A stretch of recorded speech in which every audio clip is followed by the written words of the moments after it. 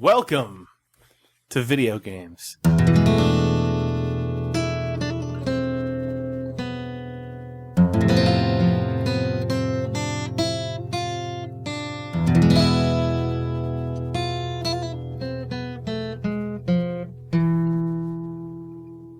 Games, video games, video games, video games, video games, video games, video games, video games, video games, video games, video games, video games, video games, video games, video games, video games, video games. It's February 12th, 2010, and this is the Idle Thumbs Podcast, Episode 1. And I'm Chris Remo. I'm Steve Gaynor. And I'm Jake Rodkin. And All right. yeah, we're back. Video games. Yeah. Yeah. Oh, man. We're going to talk about them. It's good to be back. It's good to be back, Steve. Yeah. I'm psyched about it. Yeah, I was thinking about that actually on the drive over here, is that the previous 5 months actually sort of disappeared from my brain in a creepy, horrible way. Oh, really? For me, it just feels like longer. Really? Yeah. Yeah. Parking my car and failing to find parking near your house, and then walking over here, and then sitting down to record a podcast. Yeah. It's like old times. It's It feels like- like it was just yesterday It feels like it was just that Nick Brecken was Didn't- here. Moment of silence. I don't know, siren. Yeah. So hey, Oh, I'm sorry the last 5 months of your life were deleted by having no podcast. that's okay. I think it was only like 2 months, but that's okay. It's been like 6 months. Jake said It's been 5. like 9? No, you're I'll right. take We it. stopped in November, Yeah. so it's been like 3. Yeah. So what have you guys been up to in the previous months? Steve made a video game. Yeah. Actually, Your I made a game video came game out. as well. Hey! Everyone, well, not me, but Chris, you know. made some financial reports, maybe some statistics, some news about the video game industry, the art and business. You wrote an article about a video game? Correct. Yeah. So, we've all been busy. We've all been doing things. Yeah. It's certainly true. None of us have just been sitting around on our ass. And like every week, we've recorded a podcast, and then we just deleted it. Right. Yeah. So well, we none of- listened to Right. them. We got to listen to it. They were pretty good. Yeah, they were great. They're going to be way better than whatever this was. I think we hit our peak around like episode -7, January yeah, 6th. January. Yeah, I was going to say that. That's pretty. It was pretty probably the best one. So good. Yeah. We flew Nick back for that one. Yeah, it was great. Oh man. But yeah, no. Too bad we seriously. didn't release that. I don't know what. Yeah. Yeah. Mm. Well, live and learn. Yeah. So what are we going to talk about this week on the Idle Thumbs podcast? Well, actually, I'm kind of curious because Steve, your game came out, Yeah, it did. and The Steve It's very Gaynor's Match 3 Express Yeah. out on Yahoo Games hidden portal. I think. objects. Yeah. Yeah, On- it's a hidden On object Match Xbox 3. Indie Games. Oh, nice. Yeah, it's mostly like a massager app, but if you press a button, it changes the color on the screen. I heard though, if you pre-ordered it, you got BioShock 2 included. That never panned out. That's too bad. Yeah, Because you put a lot of work into BioShock 2 for it to be the pre-order gift right. for Steve Gaynor's Match 3 Massager. That's 3 massager. Well, promotions, sometimes they work out, sometimes they don't. But so how's BioShock 2? Was that you Yeah. made that? Were you going to ask something about it? Yeah. Well, I'm curious because you went to the launch party for it. Yeah. Separately, you went to the GameStop Midnight launch. extravaganza explosion. Yeah. How was yeah. that? It was cool. It was I heard super you signed weird. a dude's face or something. I signed. You drew a Big Daddy on his face that he was then going to turn into a tattoo. I signed one of my coworkers' necks. Okay. Well, that's not the same. But we all signed a dude's jean shorts. Jean shorts. were they a cut dude's off jean or shorts. hemmed? They were shorts. They were He purchased intended to them. be shorts, Uh-huh. and they were being worn at the time. That's good. You Yeah. didn't take them off to make it easier Well, for I you mean, to he could sign have them. been fully They dressed. were and- breakaway, so he could have just kind of flipped them off. I mean, it would have been no big Did he deal. request that you sign his Big Daddy and then you just signed his shorts? I wish that had something that clever had happened. No, he just said, "Sign my shorts! Sign my shorts!" Well, that's all right, though. Maybe So- he was so saying, we did. salute my shorts. Maybe he was saying, "Salute your shorts." Hey, dude. No, but I mean, it was cool. There was that whole thing that Elizabeth Toby and company The community set up. manager for 2K Yeah, games. the Splicers Unite kind of, they had those gatherings where people would dress up and stuff. So the last one of those was nearby. And Was then, that like an ARG?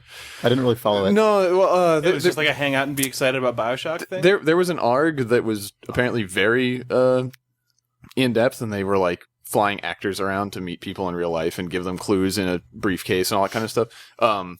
But then they did a separate set of things, which I guess were associated with like Red Bull somehow, but they were called Splicers Unite, and it was just like groups of people would get together, and they had It's just meetups, basically. well, they were kind of meetups, but they also had like people It's like giving a flash stuff out. mob. It is. They called it a flash mob. Oh. I think those have to not be corporate. I don't know if a flash mob really counts if it's not just people doing a thing. But So it's like a street team, like a viral event. yeah. But they had the people like dressed up as the Big Daddy and Little Yeah, Sister. I that would saw go to them some and stuff. twit pics. Yeah. So those people were those dressed up folk were there for the midnight launch, and a bunch of fans were dressed up in They their opened the period GameStop garb with a Big Daddy drill. It was amazing. I wish they'd. they just punched through the glass. Yeah. Yeah, but I don't know. It seemed like couple hundred people showed up, Sweet. and we signed the hell out of all their items. It was fun. It was very 100 lively. guaranteed sales. Yeah, baby. Yeah. That's cool. Yeah, and like, I don't know, like 20 of our development team showed up. It was like a really Nice. good turnout from the studio. So it was weird. It felt like a real thing. Did your crowd kick the MAG crowd like ass? Because you guys shared a night with the MAG and people. Dante's Inferno as well, right? No, I think the midnight thing was specifically for Dante's Inferno BioShock 2 didn't and get MAG. didn't get a Well, midnight didn't that sale. game come out the week before? No. No, Dante's Inferno. Dante's Inferno came out the same day as BioShock 2. Wow. Really? Yes. So they gave MAG and Yeah, I know that the Toys R Us website had a promo for those two games. So if you went to the Toys R Us game site, it was just BioShock 2 with like a crazy like mud and blood splattered Big Daddy, and then the fucking Dante's Inferno guy there. Toys R Us. Wow. And then Geoffrey the Giraffe in between the two of them. Getting his head sliced off and Right. drilled. Right. The drill ripping through his stomach. As, Dante is sewing the bloody cross into his chest. Right. Into Geoffrey Giraffe's neck. Yeah, man, his long neck. It's an elongated cross. But yeah, people bought the game. People are playing it. And I think they like it. I'm playing BioShock. One. Ba-da-ba. I hear that you finished I BioShock 1 completed on like... Hey, attention everyone. Yeah. That's true. I It only completed took you 2.5 AAA years. video game. Yeah. I'm sorry to steal your thunder, but yeah, you actually did it. I'm sorry to steal your thunder. I made BioShock 2. Anyway, congrats In the to amount you. of time it took Jake Rodkin to complete BioShock, Steve Gaynor constructed BioShock That's 2. an entire additional BioShock. Well, I'll play that soon. So. But it's nice to I only finally, made a little bit of finally the BioShock. feel like maybe I've played a video game. Hey, what did you think of that game, BioShock? BioShock. BioShock. It takes place in the bayou. It's like a swamp Yeah. game. Swamp Shock. Swamp They're going to Shock. call it that. I wish. Bayou Swamp. You liked it though, right? I did like it. I liked BioShock. Yeah. We brought back this podcast because we knew people were really missing us talking about all the latest I think games what- and topics What and people trends. want are BioShock 1 impressions. I play, man, you want to get even more topical? I just completed a shock as well. System Shock 2 from 1999. That is a shock. It is quite a shock. Nick my Brecken system. back in Maryland is playing through System Shock 1 right now. Yeah. So he'll send us That's a WAV actually- file. isn't that over the actually phone. true? Is he playing System Shock Is he? 1? Oh, maybe not. We'll find out. You could have said yes. Oh, it's true, he is. Yeah. Nice. That's I crazy. just asked him That's right just wacky. now. That's super wacky. You guys are playing them backwards. Yeah. Oh, man. Yeah, I hear BioShock 2 is no System Shock 2, Steve. It is not the same game as. System Shock 2. I agree. Yeah. Well, that's a fact, pretty much. It's undeniable. So, did you enjoy System Shock 2? I saw that you posted a blog about it on idlethumbs.net. I did, yeah. You can go there and read it if you want. Yeah, I really liked it. It was cool. I had played this game quite a while ago and never actually beat it. Would you believe that at one point I played the first 10 minutes of System Shock 2 and then Did you stopped really? playing it? Really? That's pretty much every game that's ever been made. That's the case for No, me. but you actually it have good? played the first 10 minutes of System Shock 2? Yeah. Does that mean that you frequently pay $50 for 10 minutes of Yeah, did you entertainment? buy that game? Yeah, because everyone's supposed to play System Shock 2. I just didn't. Fair enough. I was excited by the first 10 minutes of it. It had modes. The first 10 minutes are not exciting. You didn't even I was finish excited- building your character if you only played Oh, no. 10 I mean, minutes. 10 minutes into the actual video. Oh, okay. You woke We up. don't need to talk about this right now. You completed the game. You had a I did. wrench? I probably did. It's a while ago. It's a cool game, though. I would recommend people play it. I did it without any mods, like graphical mods or gameplay mods or anything. And I mean, I know it wasn't, even when it was released, it wasn't the most polished graphical experience, but it's kind of one of those games where once you get into it, there's so much to do that I didn't find myself dwelling on that. I mean, I would say if this is a game you're interested in, just go try and get it running. The hardest part is just getting it working on a computer. But once you do, it's really cool. What class did you play as? I played as the soldier class, Yeah. but it seems like the class system is almost pointless. I mean, It's not. really? Because you can invest in anything. Like, it doesn't matter, right? You start out in vastly different spots and with different equipment. Like, it is really hard to turn from a PsyOps guy into a soldier. Oh, really? And yeah, I mean, like, it is basically an obfuscated difficulty system. Like, if you started a PsyOps, you'd never played the game before, you're pretty fucked. Like, yeah. it's extremely difficult to Is it just survive. because your guns don't do much damage and you're breaking all the time? Yeah, you can't use most guns, Right. You can't repair them and stuff. You have to use your psi powers. Yeah, but, no, it's true. I mean, even as a soldier, early in the game, I found an assault rifle. I carried that thing around for like 10 hours until I had enough points to, because you can't use it until you have the maximum points in standard weapons. Yeah, I played System Shock 2, not when it came out, but maybe a year after it came out. Yeah, that's when I first played it. Yeah, and I picked it. I played as a soldier and played all the way through it, and it was difficult and extremely tense, and I had to like really manage my resources and everything. And that's the easiest class you can play as. It's like the pure combat class, and I would not really want to have a harder time with that game than that. Well, I feel like I could go through it now and have a much easier time. Yeah. Like, I mean, one of the interesting things about System Shock compared to modern games, and this was true of some games. I mean, I felt kind of the same way about Deus Ex. Like, the first time you play it, you're almost kind of just learning how to play it. Yeah. I mean, I still had a super great time, and all of the actual narrative stuff is the same, obviously, when you play it again. Yeah. But it's interesting playing a game like that that's so dependent on you becoming really, really masterful of all these systems at the same time. I mean, the number of things you can theoretically be thinking about or doing at once in System Shock 2 is ludicrous. I mean, you're dealing with movement, you're dealing with getting to an area on this big space station that is largely just explorable up to you. I mean, it's not linear. I mean, the objectives are linear, but the geography is not the at all. space is just there. Yeah. Well, I mean, there's gating and stuff. You There's can't gating, just go all the way to but the you end. regularly are just going back and forth, and there's certainly no arrow or guide or, I mean, there's nothing set up to... Does it even mark your goal on the map, or do you just have to compare, No. it said to go to this labeled location, and then that's labeled on the map? Yeah. I mean, I don't know. That's cool. No, I liked it a lot. It was cool. I mean, like, I understand why a game designer does not do that these days for the most part, but it was really cool playing it and knowing you were responsible for that stuff. I mean, you're responsible for noting, like, well, not in all cases, but often, especially in optional cases, you have to, know what number to put into a keypad on a door. The game's not just going to keep that shit all for you and enter it automatically. Well, you have to, like we've talked about on the podcast back in the days, that just PC games aren't about simulation anymore. Like, just no games are at all, and just leaving that not to that extent anyway. Yeah, but I mean, just leaving that stuff up to the player is way more of like it asks a lot. The mindset of being in a simulated space instead of a game. Yeah, I mean, games basically pick their battles now when it comes to simulation, right? I mean, they'll simulate certain things like a physics system and like a projectile system, and you have games that are more or less simulations in that respect. Like that's much more fidelity based than experience based, right? Yeah. But I mean, that's something that I. Well, it's the difference between like simulating. Well, because I mean, there is a difference between a game that simulates a lot, such that when you like deliver an input to the game, the number of simulations that are running can create wildly divergent outcomes. Yeah. And a game that doesn't simulate those things. I mean, even though most of that simulation is happening on the computer's side, that's still a more divergent experience. Right. But a game like System Shock, just everything. Well, System Shock actually trusts that you have a fully functioning brain running. Like when your character remembers the password for you, like it's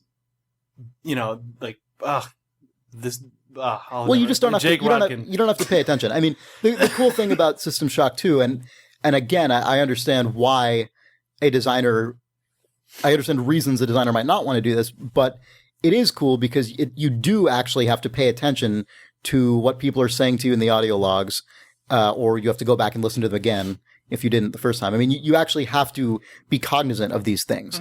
Mm-hmm. Most games, especially now, you can pretty much ignore that stuff. And even in a game that's on the more open-ended side in today's spectrum, you can still basically kind of like be the pinball that kind of just keeps bouncing around, but you will be propelled forward eventually. And in System Shock 2, that just will not happen. I mean, you absolutely have to drive it yourself. In that particular example, I mean, I don't know.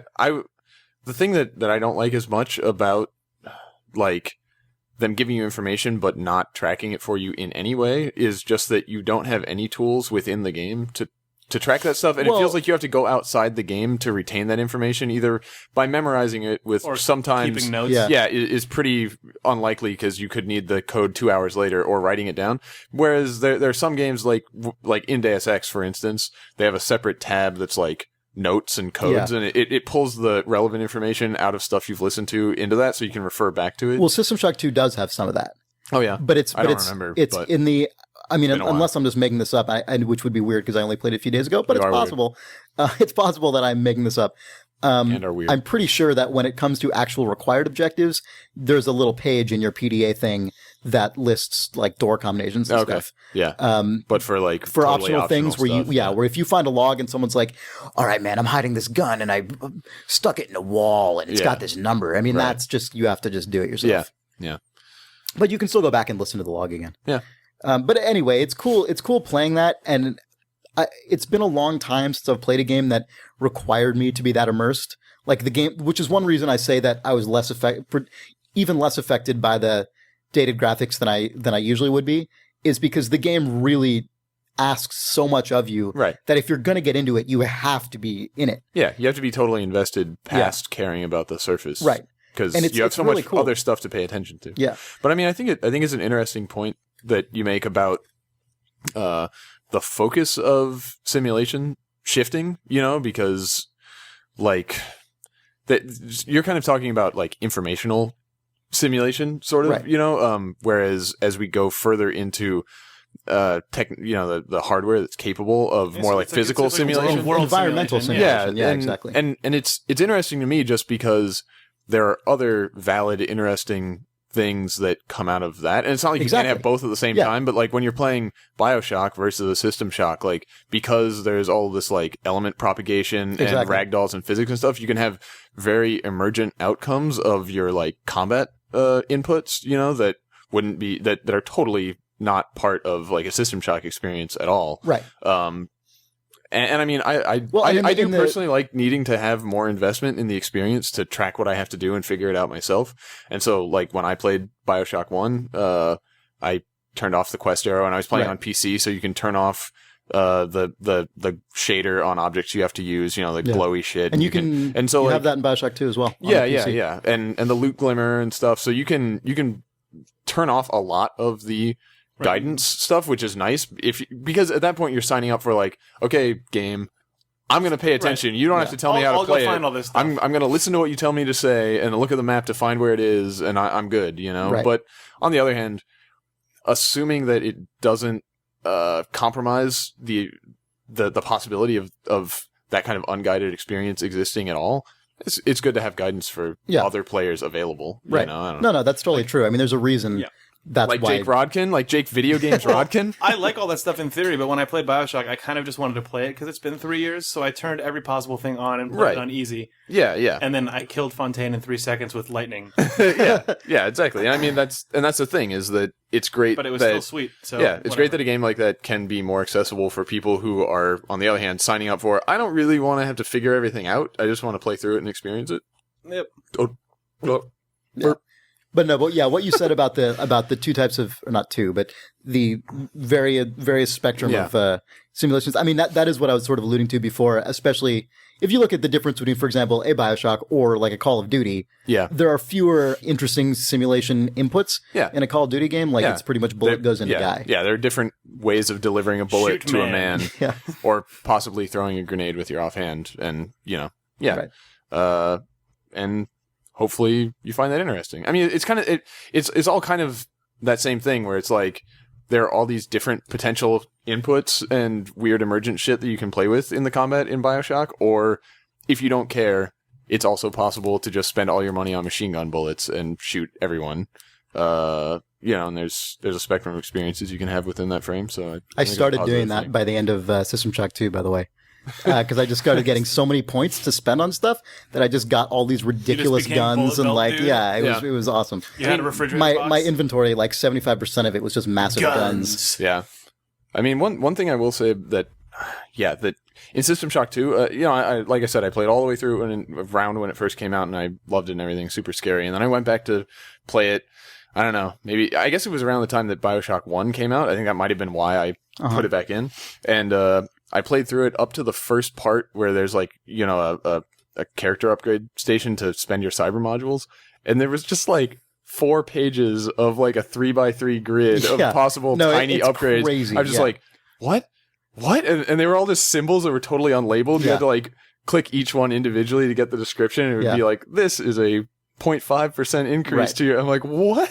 The size stuff especially. It was extremely overwhelming. So I mean, it's definitely true. Even for someone that is invested in being part of that space and figuring things out for themselves, you can have just like an avalanche of tiny mods to your character that it's hard to say exactly if like that level of having to delve into the numbers is really beneficial to almost anybody. That's that was honestly one of the most interesting things to me about System Shock 2 was just how granular it was. Like, clearly there was more granularity than was needed. Yeah. But it was really cool just to experience it, especially looking back now. As an interesting study in that respect. But I agree. If you were making that game again, you would want to consolidate a few things. Yeah, exactly. I mean, put each of those up to scrutiny, basically. Yeah, and I think the granularity is almost like one of the things that defines a, I don't know, like not more hardcore, but just a more like character building focused game. Like when I compare Mass Effect 1 to 2, for instance, like the fact that they split out, like you could probably have 8 or 10 different abilities with like, what is it, like 20 maybe levels in each of which had sub like key marks basically and then paring that down to 4 or 6 abilities with 4 levels, and in playing Mass Effect 2 and making that comparison, I don't feel like it really lost a lot, but you feel, I guess, less invested in sort of like building your character up because you have to touch them so less frequently, and it's just sort of like there are less choices to make. I don't know. It's interesting that scale of how do you want to approach building your character up. I agree. Interesting. I love interesting things. Don't get you? This episode off to a Jake Video Games Rodkin start. Yeah. You guys want to talk about the opposite of System Shock 2? I just heard a sweet racing car rev out outside. It was probably drifting. San Francisco 2049. Yeah. San Francisco Rush. Yeah. So speaking of really complicated emergent systems and simulation, grids of minute upgrades, we were checking out the Heavy Rain demo a few minutes ago. That was an interesting experience. It was weird. I only leveled up like 3 times during that demo. I expected it to be more. We had a lot of really slow motion asthma intakes. Well, our guy was like really, really unsure as to whether he wanted to like knock on doors or like get his wallet out of his pocket. He was just really like a sort of wobbling his hand.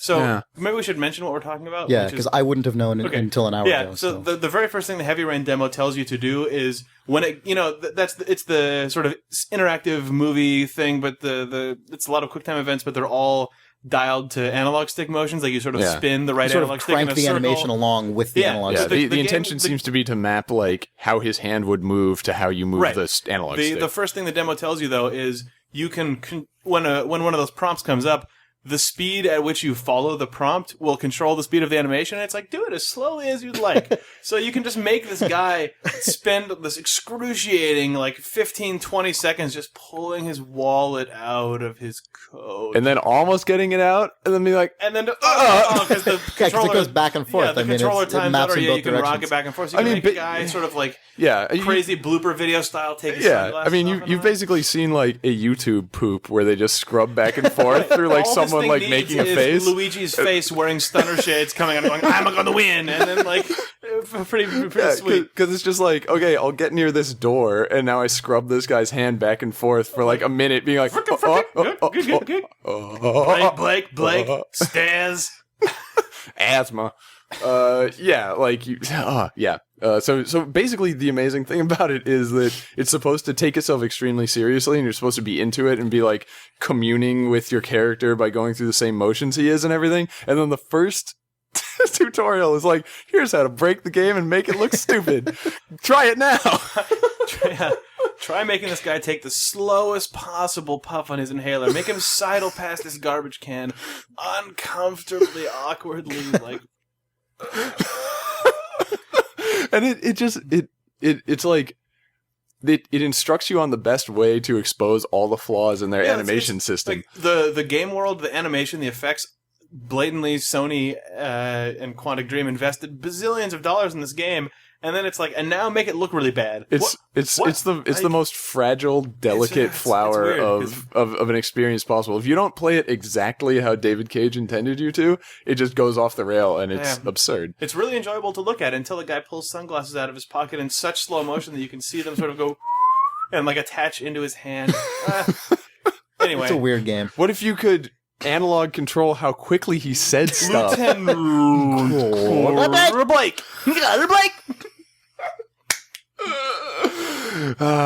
We're describing how to make the game even better. Clean up their apartments. Chemically living conditions. Why isn't everything timed by the analog stick in that game? Most things are. So are controlled by the analog stick. And they go back in the pocket. I think it's hilarious that we've gravitated towards this one thing, because most people are not going to see this. Yeah. I think everyone is going to try opening their car door really slow. That's true, but I think people are going to give up on it quicker than we did. We're make him inhale we were really just slowly. Egging each other on every single time. We're reverse it back up. Animal bloopers. Make him fall out of the tree and back. It's because the only possible way to enjoy this game, in a non-comedic fashion, is to play it by yourself and be super serious about it. Because it's just you just have a fart button constantly. It's just and ruin. I think more people than you think are going to be into that game. I think that they have to be. What? David Cage will come to their house and beat it out of them if they're not. No. He'll really slowly reach for an ether egg that will then sort of gravitate into his hand, but then the controller will time out and he'll put it back in his pocket. Well, no, I'm saying that you have to be really into it for it to come off well at all, and then it can be a positive feedback loop of you like it more because you're taking it seriously, so it's coming off well. I mean, I think, but if at any point you step outside of that range, it's just I thought you were going to say if you step outside that rain. That heavy rain. Step outside that heavy rain. 0.23 inches. If you if you're willing to roleplay with that game, it will become an extremely nice looking real time cutscene. Yeah. Blake here. Lieutenant Cotta Blake, go through the ARG on the internet to download it on your PS3 console. The final step of the ARG for North American customers is to figure out how to sign up for a European PlayStation Store I account. think by the time this comes out, it's actually supposed to be out. Oh, okay. On the North American one for real. Don't bother with what I just said. Unless you want to. The ARG, I mean. Oh, ARG. The ARG is obsolete. So that was us taking a big old dump on 10 minutes of heavy rain. It was an amazing experience. The one guy has VR goggles. Yeah, there is a guy who takes his glasses off and on. David Caruso has VR goggles. I am super excited by character movement and by the amount of money in that game. I just want the game to be a game. There's a lot of money. Heavy rain. Weird. Anyway, you cannot make triangle patterns to mop floors in this game, which also was disappointing. Is that a thing you can do in another game? In Fahrenheit. Oh, forgot about that. You do have to shake your 6-axis to... What are you doing that for? Oh, to shake your inhaler. Yep. Let's take a break. A Blake. Let's take a Blake. Lieutenant Cotta Blake, Lieutenant caught a break. Video games. Everyone remembers fighting their cat when they loaded up Wolfenstein. It's a classic childhood experience. You gotta try and time it with the load bar. Ba-dum-bum. Let's actually figure that out. No, Steven. Color your hair. Verdict. So we're back. New from Visceral Games. I watched a super early Hitchcock movie on Netflix. Vertigo. New from Visceral Games, Vertigo. Alfred EA Hitchcock's presents. Vertigo. No, I watched, what was it? I watched Sabotage. It was like a 1930-something Hitchcock movie. Yep. Have you seen it? Yeah. Really? What did Yes. you think of it? It was a while ago that I saw it. 'Cause, I mean, I didn't think it was one of that his- good, but but it was one of the. It was one of his ones that, like, used the conventions of a stage play much more. Yeah. Obviously, kind of like Dial M for Murder and Rope, almost. Yeah. I mean, where it's, But it was even more primitive than those. I mean, it was like, it was actually, sounds really stupid to say, but it was actually like a film that made me more confident about where video games might go. Because it was like, I mean, it was so, you could tell it was by someone who knew what he was doing. Yeah. But like the screenplay was kind of clunky and like characters would just interject little clever things for no reason, just so that the camera could cut to a guy saying clever thing, but there's no real reason for it. It just reminded me so much of like modern era video games where just things happen because someone has kind of a cool idea, but it doesn't, it's not part of something. Like watching Hitchcock's, career progress from basically almost like fixed point cameras that are just looking into a 3-sided room and it's basically just a filmed stage play up to the end of his career. It's just amazing to see the progression of how he handles the form. It's a crazy really thing amazing to see over the course of like 30 years. Yeah. Yeah. And we also watched the whole, we just saw a billion movies at the annual Film Noir Festival in Noir City here in San Francisco. And I always really enjoy that because all those films come from, they're usually from the 40s. Most of them are from the 40s. It's like when dudes are starting to really figure it out, but not quite. Yeah. Well, because it's not the main dudes that are figuring it out. These are like B films by guys that sort are of kind of fringe guys usually. Yeah, they're kind of like aping what the best filmmakers are doing and kind of just trying shit out. So it's really interesting. But it's also like, I feel like that's the era where basically that's like right at the beginning of sort of the modern era of film. Yeah. Not in like in the micro term, but I just mean, those films basically are made like modern films. They're just older. Yeah. But I mean, they're using the same kind of camera technique and general structure and stuff, at least in the ones that are made fairly competently. And it's cool, but it's cool seeing all of the like first take of that stuff. Yeah. Where someone will start doing more complex shots. This is like one of the first dozen films where weird nonlinear story events happen or whatever. Well, I mean, just, I don't know, stuff like that. But just done in done in a way that feels kind of put together. And happens now. Yeah, exactly. Just interesting camera techniques and stuff. Yeah. And it's awesome seeing that stuff when you can tell it's still very formative and sort of evolving. I really like that. It always makes me more confident. As opposed to my other mood about video games, which is like video games are gonna be stupid forever. Yep. They're super lame. I don't actually think that. It's easy to. I actually do. Whoa! No, He does. It's a secret. It's easy to go there. It's easy to play some kind of game that just like really disappoints you, and you're just like, oh, every game is like this. Games are the worst things. And then you realize you're wrong. On a totally unrelated note, I have this reviewer's guide for this game, Dante's Inferno. And there was a funny thing in it. Based on the epic poem? It is. It's a work of literary merit. And the video game is? Yes. So you have the reviewer's guide sent to reviewers to review the game?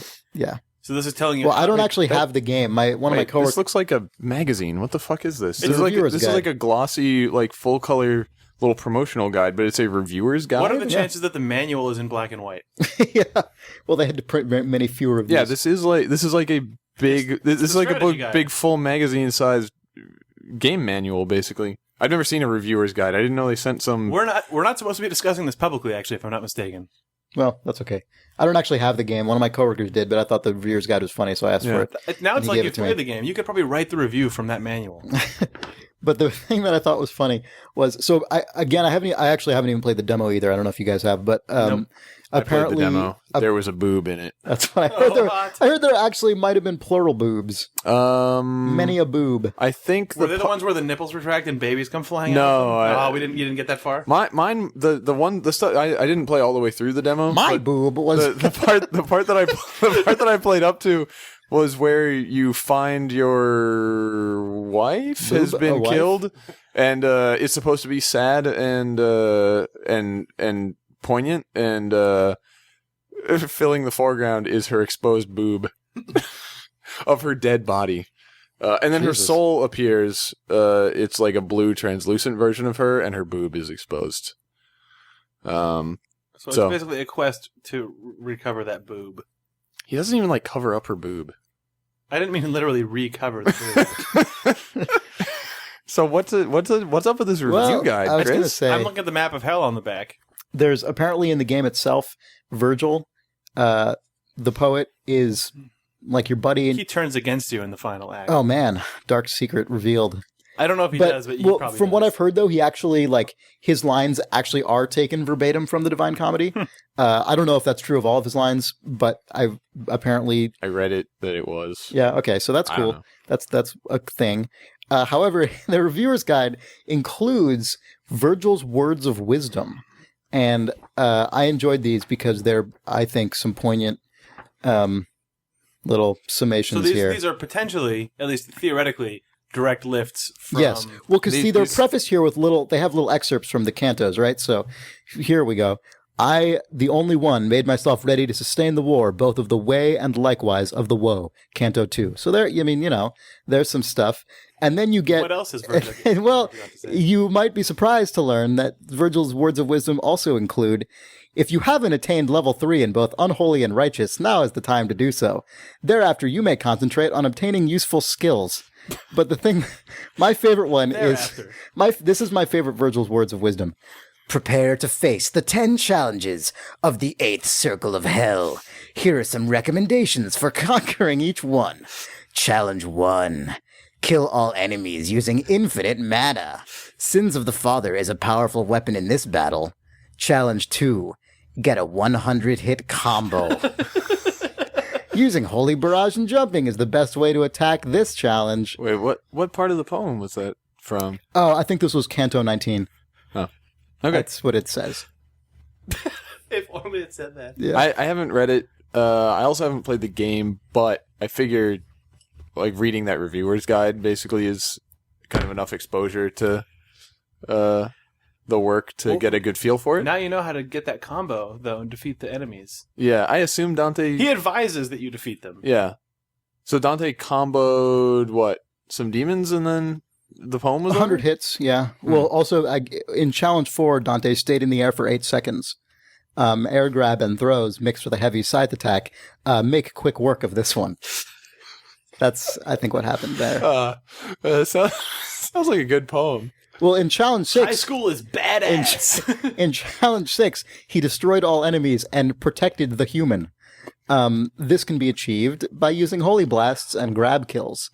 So, I mean, I think it was that's... achieved. You're think- telling us the story. Oh, right. Actually, in the story, it was achieved, correct. In games, though, it's interactive, so it could be. Yeah. Or, Either that Or game over. Yeah, he was overcome by the forces of hell. but he continued. Yeah. It's the power of our medium. A book only has one ending. Video games have infinite endings. Yeah.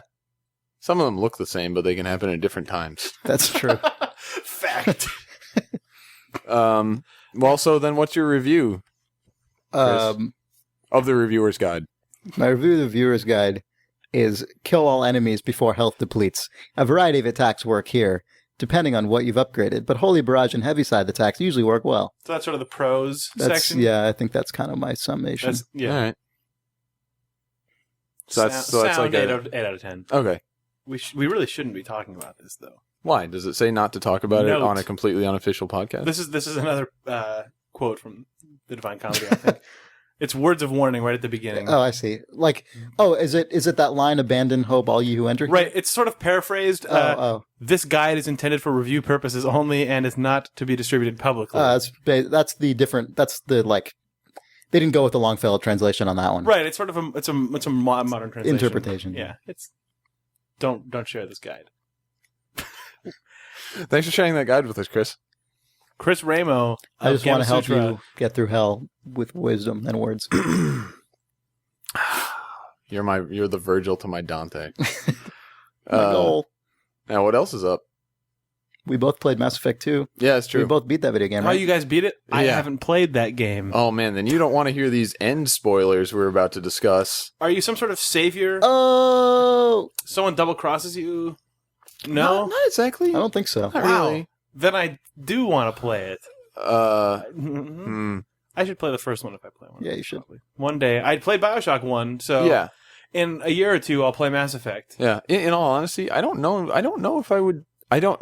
And I'm not saying I wouldn't, but I actually don't know if I would suggest, play the first one instead of the second one, or vice versa, to someone who Well, I hadn't wouldn't played say any Mass instead, Effect. but I mean, Well, I mean, if you're a only big going to part play of my one, enjoyment of the second game was seeing I would be the little shocked callbacks if to the Jake first game. Video Games Rodkin were to play Mass Play through Effect two- 1 through two video then games? play Mass Yeah. Effect 2. Yeah, Yeah. that's true.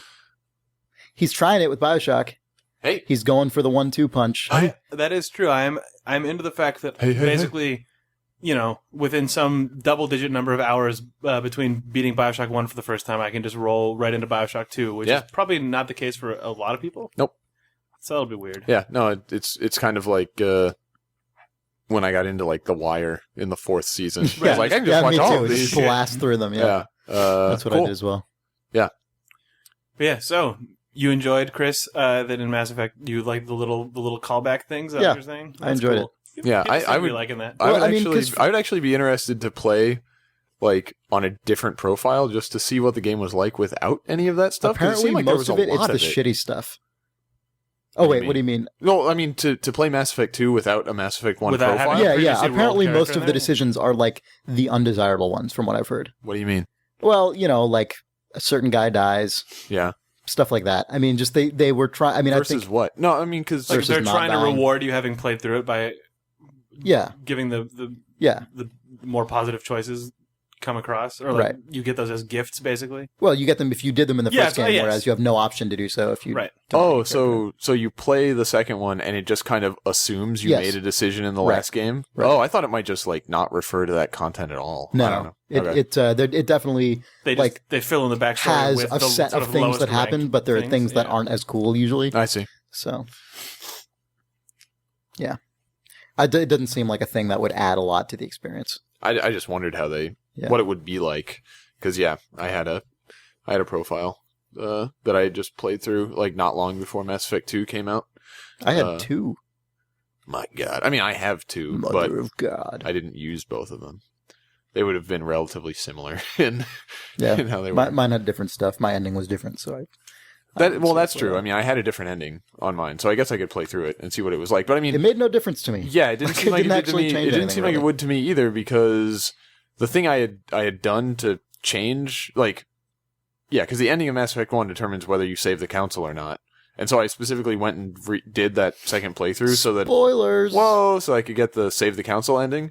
And then I played Mass Effect 2, and they never mentioned the council, and it didn't really make any difference at all. Yeah, it it's seemed. actually it's funny to me, and this doesn't really bother me that much because through Mass Effect 1 and Mass Effect 2 and just generally Mass Effect in general, I care way more about all the little moments than I do the plot, which I really almost couldn't care about less. Yeah. And it's funny because it seems like the collectors. game itself acts the same. Like, the whole first, it seems to me anyway, like the whole first plot of Mass Effect 1 really makes almost no difference. Like in Mass Effect 1, you're basically fighting against this weird sort of massive, like, Effect. hive mind. You're fighting against this huge effect, Nice. this big hive mind-like alien force The Borg. that's sort of incomprehensible and wants to destroy all life, and then you work for this kind of semi-legitimate shadowy organization, and then in the second game you do the exact same thing, but the names of all those things are different. Yep. So like the name of the enemy is different and the name of your organization is different, but it's like the exact same thing. It's really odd. It doesn't really seem like it actually continued to me, except in all of the little things, which is what I actually care about. So I mean, I'm fine with it as a player. It's Yeah. just odd. You were a bit more of a private military contractor in the second game. Yeah. But as it opposed to doesn't working for affect the anything, universal though. I mean, it's government. exactly the same, right? I mean, you still just Pretty go much. around and are Yeah. like, I'm Shepard. Yeah. And this is my favorite store in the Citadel. You have a lot of favorite stores. Yeah. No one seems to mind. They What do you all think? love you. They all do. What did you think about the game, Steve? I liked it. Me too. I don't know. You at least, Chris, were maybe both of you guys were not into it in the beginning. Is that just the? Well, I still have shock that this.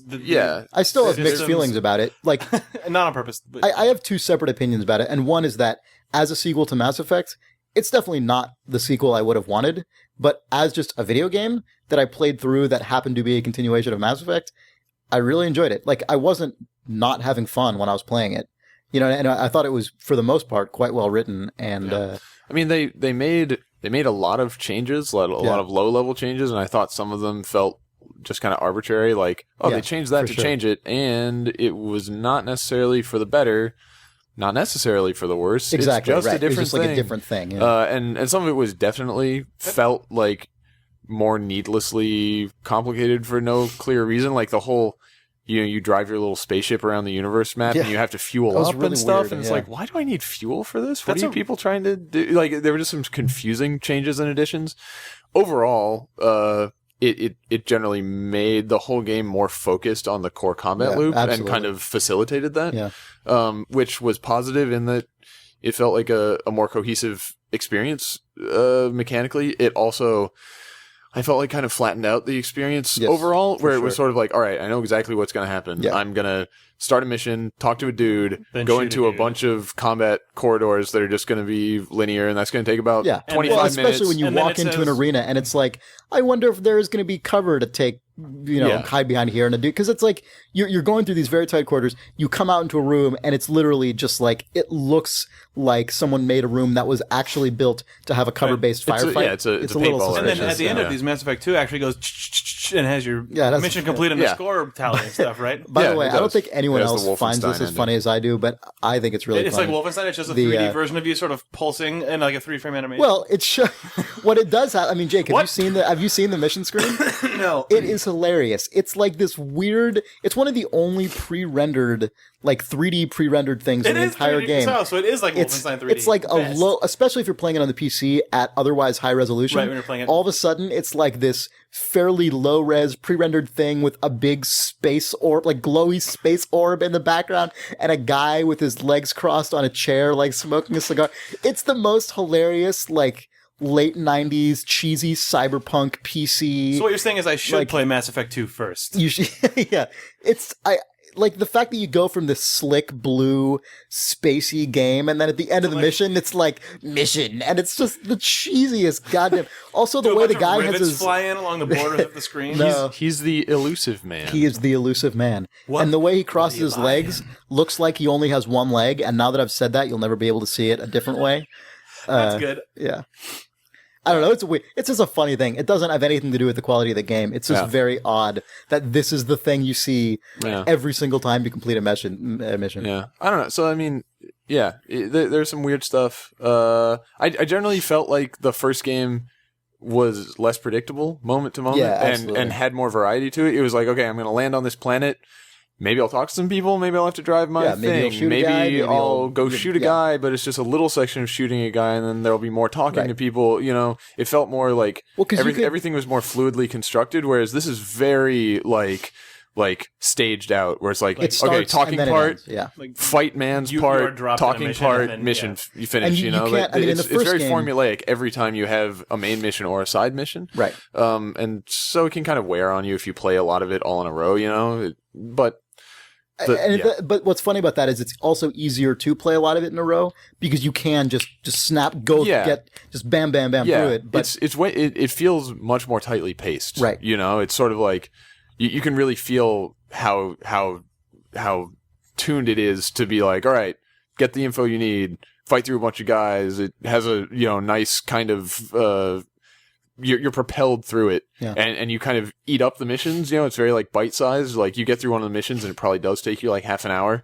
and you can feel like, oh yeah, I did that whole mission, sweet. Yeah. Maybe I want to do another one, or maybe I just want to save the game and quit and do another 2 or 3 of them next time. You know, it's a very consumable game, which is interesting. Absolutely, But it's a shame because it strips away some of the stuff I liked most about the first game, which was especially the 2 main locations that I associate this with are the Citadel most of all, and then also Novaria. which are both locations that just have a lot of overlapping quest lines, both important ones and unimportant ones, that you're constantly just flowing between. And anytime you can leave whenever you want, come back whenever you want, keep doing them, stop doing them, do a different thing. A lot of them have multiple courses of resolution, impact each other. It's really cool. There are overlapping threads like that technically in Mass Effect 2, but they're extremely simple. Where it's like, walk past a guy who says he's looking for his data cube. Yeah. Go look, it's on the other side of the room. Down the hall, and then come. And sometimes it's in separate things. You'll like hear it from a guy on some city, and then you go do one of your crew's side missions, and you find this object. It's like, here's a locket, and you're like, oh, okay, and you just go back and give it to them, and it's like very, very simple. It doesn't have any kind of the like depth and sort of like politicking and like betrayal and stuff you could do in the dialogue system between characters of the first game. So they streamlined a lot of things, and they probably got the effect they were looking for. Basically, it's the Dark Empire Strikes Back of the Mass Effect trilogy. Oh my god! How did you feel about them pulling the KOTOR like morality visual stuff back in? Okay, Fable, whatever. I didn't like that. I thought that was really dumb. You start becoming like veiny and smoking and having glowing eyes. Yeah, that was something I was kind of disappointed about, just because it was something I specifically was very impressed with in Mass Effect, especially coming off of like KOTOR and stuff. They were like, okay, we're not going to have good and evil. We're gonna have Renegade and Paragon, which is just I play by the rules, or a loose cannon. Yeah, or I'm a loose cannon. And it is. It's like good cop, bad cop, basically. But you're just a dude. You're gray. Well, you're lawful in any case. It's just, do I beat the information out of somebody or persuade them? Right. And what was interesting to me about it was, you can fill up those meters independently, so you can be half good and half bad, and any full good and bad at the same time. But they never reflected it in any way except what kind of dialogue options you had. Like, if you acted good all the time, you were better at persuading people. And then in Mass Effect 2, I was impressed because it was subtle and it had restraint. And then in Mass Effect 2, they were like, that whole thing that we have, it should be more like you're good and evil. And if you act like a renegade, you have giant glowing scars on your face and red eyes. And I was kind of like, that seems like a step backwards. Yeah, it's a very odd choice. Somebody was into it and decided to go for it, but it seems it's funny because it seems weirdly regressive, because it felt like such a step forward in the first Dragon game. Age, which is the like fantasy, like sort of closer to Fable, that kind of thing, where that is the world that is Lord of good and evil. Right, your guy just turns to stone. But that game isn't like that at all. That's cool. So it's weird that Mass Effect 2 is the one where they decide to. But then they gave you the surgery machine that you can turn that off. Which I did. if you want. Yeah. The subtlety machine? Yes. Right. The restraint machine. The stop giving me red Terminator eyes because I slapped a guy machine. Actually, the other thing I don't like is that when it gives you the little, speaking of that, when it gives you the little option to be a renegade or a paragon in the middle of a conversation, you never know what your character is going to do. And it's almost impossible for me to not just want to see what it is. But sometimes I'll do something really outrageous that I would not have actually done or wanted my character to do. I had a great experience with that. I had an awesome experience What was your with experience? Because partway through, for some reason, I was deciding I wanted to get all the Paragon points I could. It was because it was one of the things where two of your crewmates get pissed at each other, and I took sides with one of them, which means you have to get to full Paragon to convince them to go back to loyalty or whatever. Anyway, so I was like, all right, I'm only going to get Paragon points for the rest of this game. And so you do one of the missions, and they kick you into a cutscene in the middle of the combat section, and some Krogans run out, and they're standing on this balcony, and they start yelling at you and taunting you and stuff. And as soon as they start taunting you, they're like, we're going to go to your planet and destroy your civilization. And it pans down, and there's a giant explosive canister underneath the balcony, and the right trigger to be evil shows up on screen, and I was like, no, I'm not going to. And their speech goes on for 30 seconds. They're like, and then we're going to kill them and eat their bodies, and once we eat their bodies, their skeletons. And it's just come on, the right trigger's right there. It's the game zooming in so on bad. the explosive, and it's you will never the recover. icon starts to grow. And it just went on, and I just ignored it, and finally it just went into normal combat. But it was really funny. They didn't expect anyone not to blow those guys up. That's kind of my problem with the system, is that the game seems to be I don't know. It feels less like an expressive choice. I thought it was interesting more- because they had almost an equal amount of Paragon ones like that. Like somebody could be freaking out, and you could like kind of like be like, yeah, but it's "Hey," all. you know? I mean, it's all only ever one or the other, right? I mean, it's not like Right. you have both choices. Yeah, it's only one or the other. But the thing about at least the Renegade one that was interesting to me was when I started ignoring them. Often afterwards, it would give you the next section of the dialogue tree, and there would be like a Paragon dialogue option, Yeah. so you could get Paragon points only if you wait. had right. restraint That's- and didn't just punch the guy out, which I thought was That's pretty fair cool. enough. you know? That's a good point. Video game. Video games. Vidges. You want to take a break and then do some reader mail Yeah, stuff? let's break it up. Man, we got like 22 months worth of reader mail to get through. It's Like gonna be a while. 718 months. How many years is that? I don't know, math years.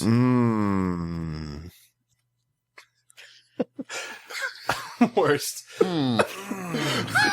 Oh, years. Yeah. Game. Math. Collier. Wait, I don't know. Color half.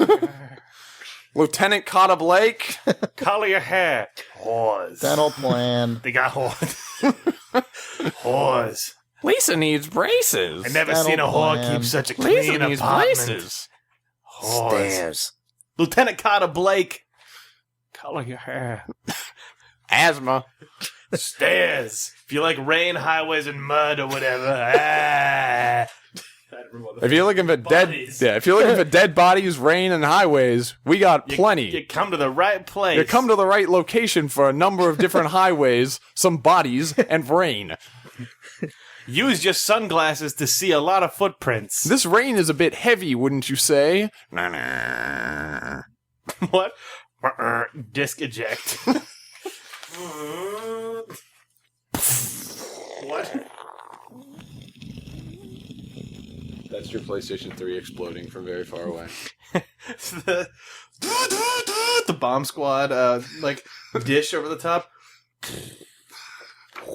Well, I think underneath the bomb squad hood, underneath the bomb squad hood, it's just Oh, that's you farting because you were so nervous. someone was squeezing me. On YouTube? Whores. Video game. I seen whores that don't give a damn about their living conditions. I met a number of whores. I carouse with whores frequently. Whores. I got asthma. What? Use the analog stick to rock back and forth to catch your breath. I'm David Cage. Put down the controller to watch this God. fat man be We beaten totally- to death by a skinhead. Whores. A guy named Ben Appleyard wrote in to ask, wondering if we played Star Wars Empire at War. No, I didn't play it. I didn't either. We saw a demo of it, though, at E3. Do you remember that? Like, years ago? Oh, we saw that. And the guy was like, if you're the evil character, you can manipulate enemy troops.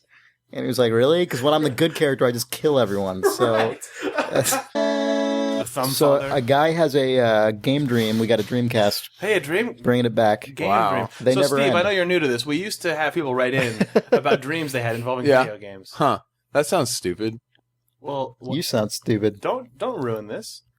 This is all we live for. It's your problem. So anyway, what was this guy dreaming about? So this was Steve. Michael anyone Johnson. cares.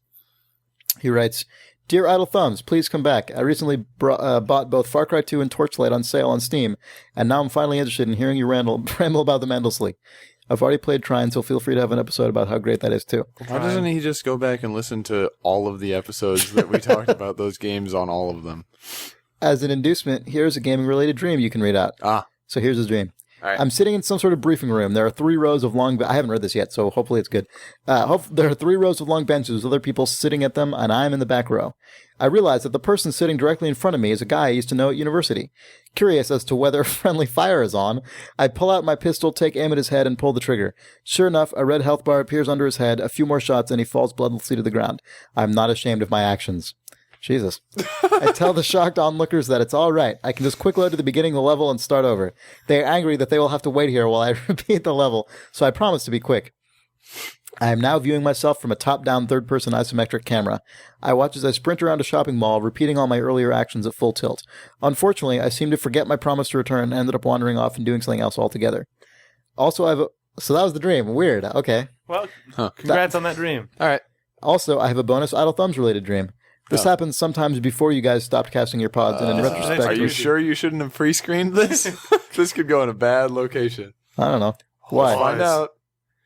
Are you having a prescient dream yourself about this dream? Bad omen. Dream. All right, so this is his dream. I'm standing on the side of the road talking to Chris Remo. I'm telling him a long-winded story, and he's clearly bored but too polite to tell me to go away. Suddenly, Doesn't sound much like a dream to me. We're living the dream. I guess you just complimented me and said I was polite, but bored. Suddenly, we notice Nick Brecken standing on the other side of the road. That guy doesn't have anything to do with this podcast. I don't. Hey, Nick, I cry out to him. Garnet Lee is your boss now. He visibly deflates. I know, he replies forlornly. It's the end of the dream. Garnet Lee's not his boss anymore. That's true. That's why it's... Who is that? He's the editorial director of Gamefly, owner of Shack News. He was Nick's boss for some period of time. Now I know. I would normally end by Now saying, keep Pete up the good Hines work. is his boss. But you haven't done any good work lately, so I can't. So, So restart the good work, I guess, Michael. we'll restart it. We did. We did. We listened to your dream. Your dream came to us in a dream. And then we casted it back into your own face. Hunter Simmons. Hunter Simmons Recursive writes, dream. in case you ever cast again, I bought Torchlight on your recommendation. It's a lot of fun, and I see myself dropping many hours into it. It was good timing to buy this during winter break, right before a 10-day vacation from work. God, I love video games. By that, he probably was referring Thank you. to Jake. Wow, man. Highly complimentary set of reader mail Yeah. this month. Chris is polite and bored. I am loved. You're not mentioned, Steve. You're not coming up much in these. Actually, Hopefully I won't be. Wait. do y'all ever itch to podcast? He asks. Nick Breedon mentioned on Twitter that he planned on mining his new coworkers for podcast compatriots. Does this make you, Jake, Chris, and perhaps Scoops feel betrayed? I feel betrayed. In my head, that was the guy's email. In my head, I often forget Scoop's real name and call him Two Scoops, which I think is grosser than Hot Scoops. What's even more disgusting is Two Hot Scoops. Two Hot Scoops of Steve. Wow. All right, that's my creepy email from the year. Okay. Bird noise, mention of an arg, trine. All right. Yeah.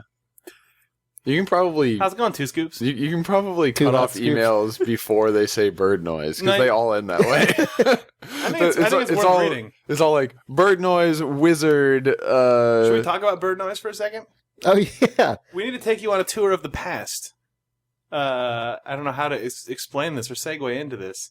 What are you guys doing? Here you go. Work, and then over the QWOP we'd go, okay, your turn or whatever. We'd have some kind of thing, and then you'd alt tab back. Yeah. And Was that like a secret code? yeah, Like, bird call. So this. I have heard that. Oh, you have really? Yeah. Back when you listened to Idle Thumbs, Back when I listened to the Games for Windows podcast before Idle Thumbs. apparently GFW. Oh, really? I listened to it, but I did listen to that podcast, but I totally didn't remember this. No, I listened to that clip when you posted it on Twitter or something okay. Yeah, a month ago. It's amazing that. So, Actual story being GFW beat us to the punch on the Baboo. Apparently, Yeah. What the fuck is that? Yeah, Like, amazing. It Yeah. sounds exactly the same. yeah. And they call it a Apparently, bird what was it call. like 6 months before Idle Thumbs started or something? Yeah. That clip, yeah, someone went "Baboo" and called it a bird sound. So, shit. and then Owned. we thought Beaten by our It own was a real game thing. Well, it's from actually, the past. I think it's supposed to sort of, it's the piece of connective tissue that lets you know that Idle Thumbs and GFW are actually secretly maybe in the same universe. It's a big fan debate. Right. Sort of like Yeah. how in It's Halo, not really like they have the canon, but it's, marathon logos. speculation. on Right. them. Like, so... Dorky PC But we games all have the time. an emergent physics engine and stuff. Yeah. We're the Halo to their marathon. GFW is a Mac only podcast originally. And Microsoft totally Microsoft- sold them out. It's weird. It's like Microsoft. Well, actually happened. Microsoft bought Weird. them out and sponsored their name. Yeah. So pretty much, I think that's pretty much what happened. that's a very interesting history that you shared with me. I extrapolated all of this from them going in one episode. John Brooks We're carrying writes the torch. in an email entitled My Daughter. Whenever I tell my daughter that we're going to listen to a video game podcast, she asks if it's the one with the horse bag. Yay! When I told her you guys were not making any more podcasts, she was distraught. Sad face. Wait, Love pup. love pup? What? Well, love, comma, pup. The guy Pup? goes by pup. P-U-P? Yes. All right. Is there any indication of how old his daughter is? My 37-year-old daughter. Well, it's like my 3-year-old daughter was listening to you guys talking about getting raped in the face. And, like, who would play this in front of anyone below the age of like 15? Even What the weird age Horsebag would conversation was not probably age appropriate for a daughter who is young enough to say, "Is it the one with the horsebag?" Yeah. Okay, honey, we're gonna listen to a video game podcast.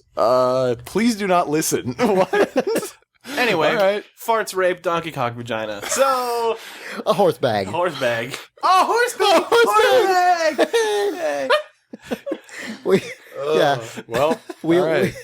he would luck out if that's the only phrase Right. his daughter learned Is that from the our one with the podcast. donkey cock? With Donkey Cock Country? Yeah, so So, please anyway. pop right back, John Brooks, and tell us how old you're. That sounded horrible. That's just the kind of podcast this is. Yeah. Basically, I want to know the age of your daughter. That's my question for you, John Brooks. Internet. Stop making that motion, Chris.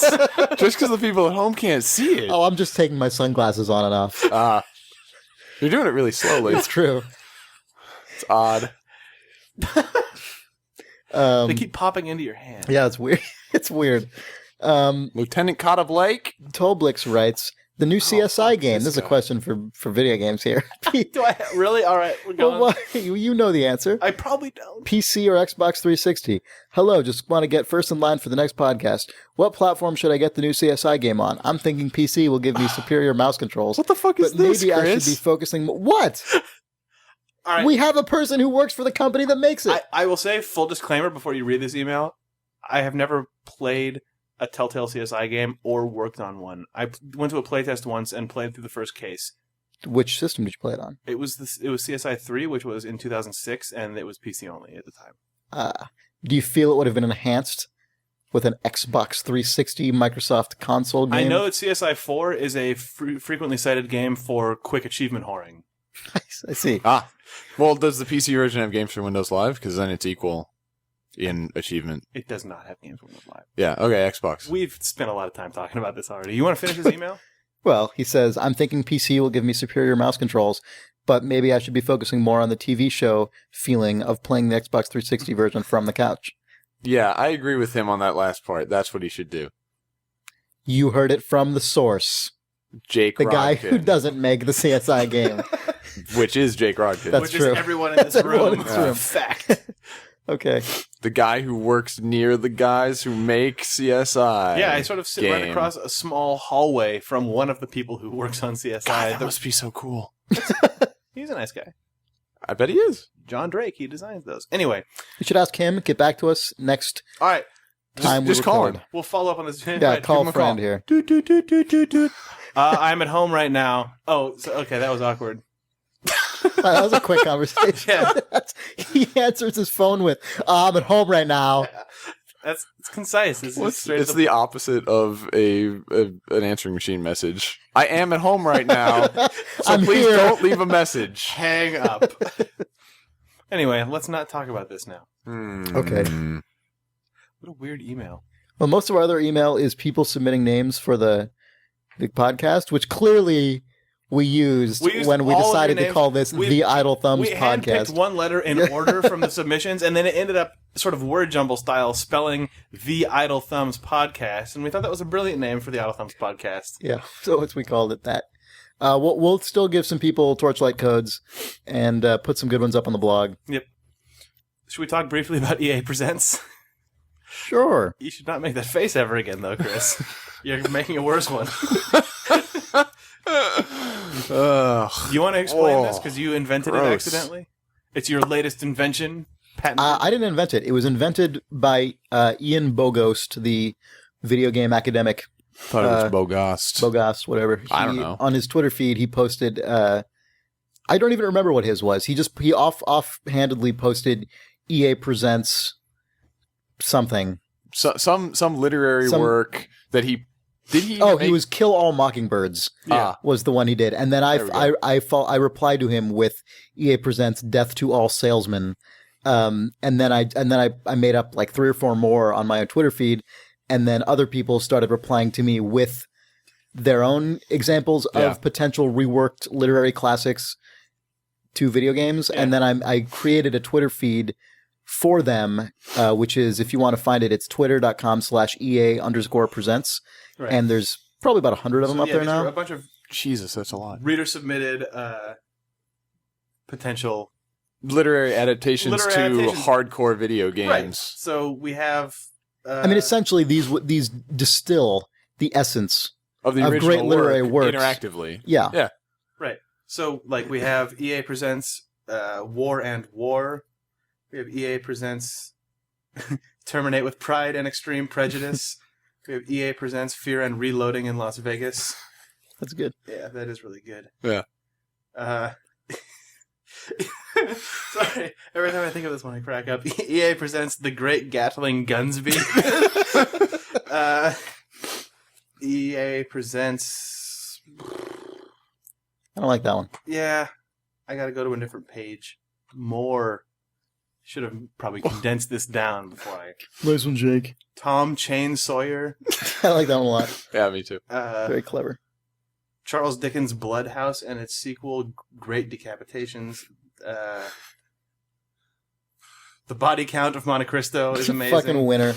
That is the all-time champ. Whoever did that Well, one. I also like the Kiliad a lot. The Kiliad is good, yeah. EA presents Origin of the Species, Origins. That's That was really good, yeah. There's a million of these. And some of them are funny. Literally. Yeah. I'm not going to read some of these. You're not going to read most of them. No, I'm not going to read most of them. The funniest thing about it is that... Slaughterhouse 5000. I like that one. The funny thing to me is that it's based on their jokes on Dante's Inferno, which doesn't do change the that, yeah. name Yeah, I know. of the thing at all. That name, is already so goddamn extreme. Yeah. Twitter is not giving me the full list, which is too bad. Yeah. It's fine. You got the good ones. But I like the idea that that maybe in this sort of universe, Dante's Inferno was not even even that was sort of too literary to communicate what they were trying to do. Amping It's it just up like, for the sequels. yeah, it's like, well, we had a decent idea here with taking this idea and turning into a visceral Well, what are the action game. What are the next two epic poems that followed the first one? That were actually written, like. There's like, Purgatorio and Paradiso. Yeah, I mean, there's the 3, Catholic Catholic. I would be very surprised if like the third game were called Dante's Paradise. I'm sure it'll be called like Dante's Inferno Paradise Lost. But, like Milton and Dante team up for a battle royale. So I mean, I bet that the further games will actually go closer to the territory covered by at EA Presents on Origin of the Twitter. Species Origins. Yeah. Did you guys see the leaked concept art that some former EA concept artist put on a blog that had a bunch of canceled game concepts? One of which was GunHead, which looked hilarious. It was a guy, like, you think it's not going to be this, but then it actually is a guy whose head is a gun, and it has all these different configurations with, like, different barrels. It was the fucking funniest. God, I wish they would have made that game. How extensive was the concepting for it? I mean, was there a lot of, like, work put into or it? was there more? There were just, it was like a whole bunch of character studies of this guy, and all these different configurations his head can be in. Well, that is different like types of guns. It was fucking sweet.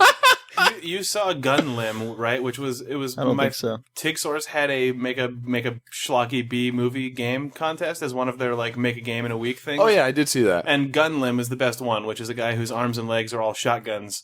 Which you so rotate around with the mouse and shoot to move and to kill. Yeah, you have to. That was fun. propel yourself by firing your gun feet. Yeah, and arms. It's just four flopping Yeah. limbs that sort of GunLimb. It's But the prequel. it's to that actually a was literary GunHead. adaptation of QWOP.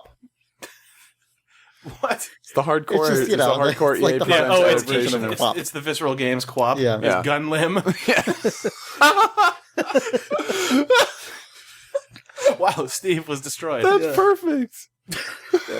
What was weird though about the concept, I mean, there was concept art for a bunch of stuff, some of which was more conventional, but the weirdest one, in addition to GunHead, which was pretty goddamn weird, there was an Oliver Twist game, but it looked like a really sort of faithful, genuine interpretation of Oliver Twist. Like it had this really nice, those were actually kind of soft the same style game. That was GunHead : Oliver Twist. Oliver Twist, yeah, or Oliver Twist : GunHead. Well, he sort of falls into a pit of acid and emerges horribly scarred, and the only way they can save his upper body is to replace his head with a gun. And at that point, he adopts GunHead. You want some more? Worst. Absolute worst. That would be an amazing tagline. But the Oliver Twist, the actual Oliver Twist game, it was odd because it looked really cool. I don't know what the game would have been. I guess it would have been a platformer thing, but the artwork looked really nice. Wow, a platformer. I know, surprise. I'm just guessing. I have no idea if that's what it was. Oh, okay. It was actually a 2D platformer for the SNES, originally published by THQ, but they dropped it. Like Capcom. the Mask platformer. It was developed by Capcom. If it was developed by Capcom, that would have been it'd developed by probably Capcom be back in those good. days. Yeah. It'd have sweet music and use the Mega Man engine. Yeah. Yeah. Well, that's why like Aladdin or whatever was actually good. I really liked Aladdin. The Super Nintendo one? Yeah. Yeah. I mean, all of those 'Cause the Capcom Genesis Disney one was, licenses I never are played that. It was a Virgin Interactive, like a Dave Perry, I think, maybe? Was that I don't like know. I was doing before Shiny? I don't know. But yeah. Yeah. DuckTales. But I mean, honestly, and I know that I'm not in the majority of people who listen to this podcast when I say this. I mean, I personally enjoyed the Aladdin game more than Mega Man because I didn't own a video you're a game baby. console. Yeah, well, I mean, I didn't play those games, so I sucked balls at Mega Man. Well, the Aladdin game was cool because I couldn't beat Hi, 3 that guy's screens of daughter. Mega Man. Like, I don't know. I liked that the Super Nintendo Aladdin was kind of like a halfway thing between the sort of Prince and Persia jump and swing stuff and it just the Mega felt Man really fun to play. It stuff. was Yeah, really fluid. I mean, it and was a cool. really well done Yeah. game.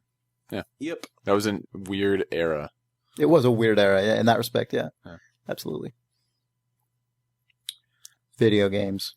So Are we're we probably done? done with this I think episode. we're probably pretty much done. We Yeah. don't know when the next one of these is coming out. It's not weekly. Not weekly. It's not weekly. It's probably more like monthly.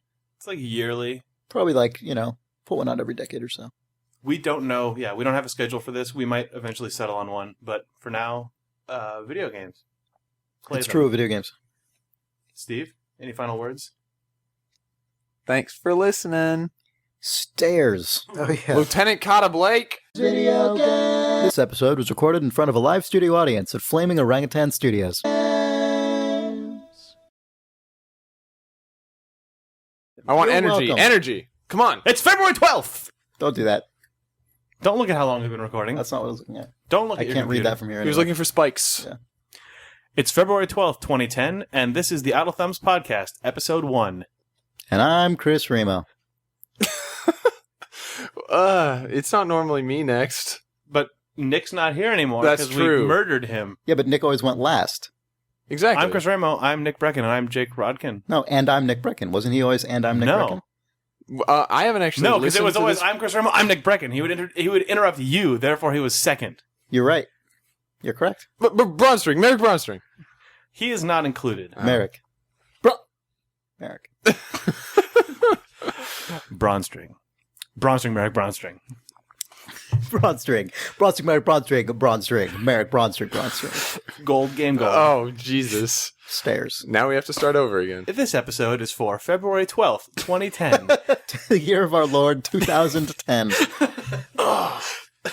Or common era. We could give them a title intentionally, and you could say it. What? This is episode, 1. This is episode 1? Yeah. Well, I mean, otherwise it's all one big sentence again, and that's what you Yeah. didn't want to do. So. Welcome to the Idle Thumbs Podcast. This is episode 1, February 12, 2010. Yeah. And then we just have spaceship sound in the background.